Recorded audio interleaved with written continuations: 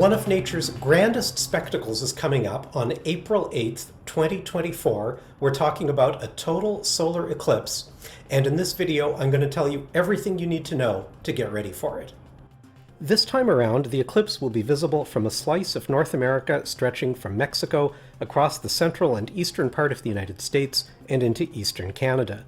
We'll get into all those details, and we'll talk about where the best places are to see the eclipse in just a moment, but first, a really quick Eclipse 101 refresher. A total solar eclipse happens when the moon passes exactly between the Earth and the Sun, and during a total solar eclipse, the moon covers the Sun up completely for a few minutes, and it's one of the most spectacular sights you're ever going to see. Light from the sun hits the moon, casting a long shadow. Now, this diagram isn't to scale, the distances are all compressed. Normally, the moon's shadow misses the Earth altogether, but roughly once every 18 months, the dark part of the moon's shadow, called the umbra, hits our planet. But with the Earth rotating, and with both the Earth and the moon moving in their orbits, the moon's shadow doesn't stay put.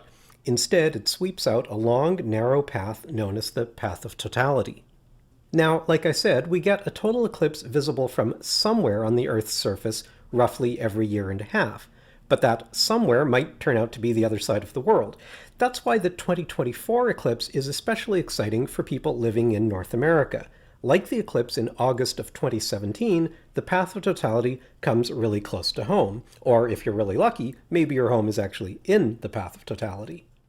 Now, you might remember that during the 2017 eclipse, the path of totality stretched across the continental United States from the Pacific to the Atlantic. That was really cool. But in some ways, the 2024 eclipse will be even better. For starters, it will be almost 2 minutes longer. So for a lot of observers, you'll actually get to see more than 4 minutes of totality compared to a maximum of just 2.5 minutes in 2017. As well, more people are likely to see the 2024 eclipse. This time, nearly 32 million people live within the path, which will run from southwest to northeast, encompassing cities like Dallas, Little Rock, Indianapolis, Cleveland, and Buffalo. And you've also got some major urban centers just at the edge of the path, cities like San Antonio, Austin, Cincinnati, and the Canadian city of Montreal. So the 2024 eclipse might be one of the most watched celestial events in history. Now, if you live outside the path of totality, you'll see a partial eclipse. But the difference between partial and total is literally the difference between day and night. That's because the sun is so bright that even if a tiny bit of the sun is visible, it still lights up the whole landscape, which means your number one objective for next April the 8th is to get into the path of totality. And in fact, you want to get as close as you can to the center line, the path that runs through the middle of the path of totality. If you're at the edge of the path, you see a much shorter duration of the eclipse. To see the maximum length of the eclipse, you want to be on the center line. Let's just look at Texas as an example. You've got some major urban centers that are just on the edge of the path of totality, like San Antonio and Austin and Fort Worth. If you're in the central part of Dallas, you get 3 minutes of totality. And if you can get further south into the southern suburbs of Dallas, you get that much more of totality. And finally, as you can see, if you can get down a bit below Waxahachie, that area, close to the center line, now you're getting over 4 minutes of totality. And that's really what you want.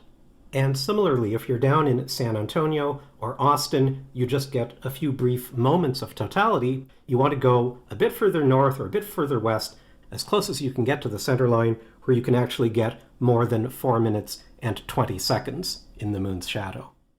Now, there are a lot of great resources on the web to help you get ready, and you might find these websites to be really, really useful.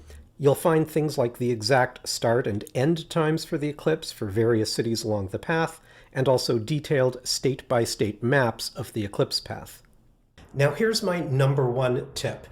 Don't wait until the last minute to book your accommodations. Already, hotels and Airbnbs in sort of the prime locations within the path of totality are getting booked up. We saw a lot of this in 2017. There was even, unfortunately, price gouging kind of inevitable, unfortunately, so don't wait until the last minute. Now, I guess the good news is that even if you end up staying just at the edge or outside the path of totality, hopefully you can drive, it won't be such a long drive, you can drive into the path of totality, say on the morning of the eclipse. But if you're able to get into the path of totality early, do it. And similarly, if you're able to stay overnight after the eclipse, if you're able to stay that one additional night following the eclipse, do it.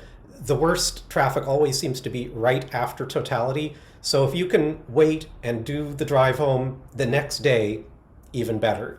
Now, the day of the eclipse, April 8th, will be a Monday. If you're able to make a long weekend out of it, obviously that's the way to go. For sure, not everyone is going to be able to do that. Okay, but if you are able to pull it off, definitely the way to go. And try to be as self-sufficient as you can. Have water, extra water, food, keep the gas tank filled up, maybe even bring a sleeping blanket just in case. Now let's talk about the weather. While 2017's eclipse happened in late summer, the 2024 eclipse is happening in early spring, which means, unfortunately, there's a strong possibility of clouds. Now, sorry, I know there's a lot of clutter in this diagram, but roughly put, what it's showing is that the weather prospects are best in Mexico, where there's in fact better than even odds of clear skies, and things just get progressively more iffy as you head along the path towards Canada. So for folks who want to stay within the United States, the best bet is definitely Texas, and the closer you can get to the Mexican border, the better. In the southwestern part of Texas, the odds of having clear skies are just about 50-50. And then, as I say, things just kind of get steadily worse as you head northeast. And a word about safety. During the partial phases of the eclipse, when any part of the sun is visible, the only safe way to look at it is using approved eclipse glasses like this. If you're not sure who the reliable manufacturers are, you're not sure where to get them, you can go online certainly, but check the website of the American Astronomical Society. They have a list of dependable manufacturers. And also, you might want to try your luck at your local science center or planetarium. It's possible that they'll have these for sale there. And by the way, if you put these on and it's, you're inside or you're looking up at your kitchen light or something like that and you're thinking, gosh, that's funny, I can't see anything. That's the whole point. They're really, really dark. They block out 99.9 something % of the light that hits them, and they're specifically for looking at the sun. The nice thing about the partial phase of the eclipse is that it unfolds at rather a leisurely pace. It will take a bit more than an hour for the moon to slide in front of the sun. Still, that time will go by pretty fast, especially as you get closer and closer to totality. And remember to look around you, to look at the scene unfolding. A few minutes before totality, look for subtle changes in the landscape as colors become more muted because of the reduced amount of light, and shadows get sharper. If you're wondering why the sky looks kind of hazy and orange in these photos from 2017 that I took in Oregon, it's because I was a lot closer to the forest fires than I'd expected. Luckily, there shouldn't be too many forest fires in April. Just moments before totality, and assuming you have a clear sky, you have a chance to see the so-called diamond ring, that spectacular effect when just the very last bit of sunlight is visible behind the moon. And then totality. Suddenly it will be as dark as night, or at least as dark as deep twilight. And you'll see something that you can only see during a total eclipse, the sun's wispy outer atmosphere called the corona. And here's the good news. During totality, during those few minutes when the sun is completely covered up by the moon, it's safe to look at. You don't need the eclipse glasses. You can even use binoculars. But remember, the moment totality ends, the moment the first little bit of the sun comes out from behind the moon, put those binoculars away, don't look at it with the unaided eye, and grab the eclipse viewers because you're going to need them again. Okay, let's talk about eclipse photography. Now, the advice you'll hear again and again from people who have been to multiple eclipses is really live in the moment. This is not something you need to take your own photographs of. Sit back, soak it in, enjoy the actual experience of being in the moon's shadow. The last thing you want to be doing is fussing with your cameras like I was doing in 2017. Don't be that guy. You don't want to be poking with your camera equipment. You want to be looking up and experiencing this few times in a lifetime spectacle. But I get it. The urge to take photos can be overwhelming. So if you do decide to do some photography, you will get some good mileage out of your smartphone. What you won't be able to do is get good close-up photos of the eclipse with it. But you could put your smartphone in video mode. I think that actually might be the best way to go. Set it up a little bit ahead of time, put it off to the side, just have it shooting video of you and your group, and then you don't have to think about it. So it'll be recording while you're enjoying the eclipse. If you want to get you and the eclipse in the same field of view, could be a little bit tricky. The sun will be quite high in the sky, I think more than 60 degrees, depending on your location, so 90 degrees would be straight up. So you might have to tilt your camera into portrait rather than landscape orientation, and rest it against a wall or something off to the side, and maybe you can get yourself and the eclipse, possibly. But at the very least, the video that you'll get will show the sky getting darker, and it'll capture people's reactions, so it might be really neat to have just for that. You can also try the wide-angle approach with your DSLR and a wide-angle lens and a good tripod, though as I mentioned, the sun will be very high in the sky, which will make it a bit challenging. I've been pretty lucky over the years at previous solar eclipses, and I've managed to get some reasonably good shots that capture the landscape down below and the solar eclipse up above. But I'll add the usual caveat. Be careful about trying to do too much during those precious few minutes of totality. Now, if you really do want your own close-up photographs of the eclipse, you'll want a good DSLR with a pretty significant telephoto lens. This one is actually only 70 to 200 millimeters, not quite up to the task. What I really recommend is something 300 millimeters or longer, and that's simply because the sun is actually quite small in terms of its angular size. People are surprised, but it's actually only about half a degree big, which means you can even cover it up with just your thumb of your outstretched hand. So the sun is smaller than you think it is.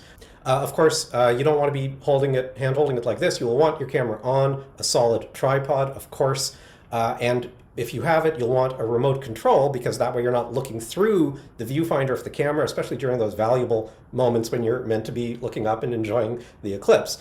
And even better, an intervalometer if your DSLR has one. If you have an intervalometer, the camera will just do its own thing and take pictures every 5 seconds or every 10 seconds, and you don't have to be tending to it.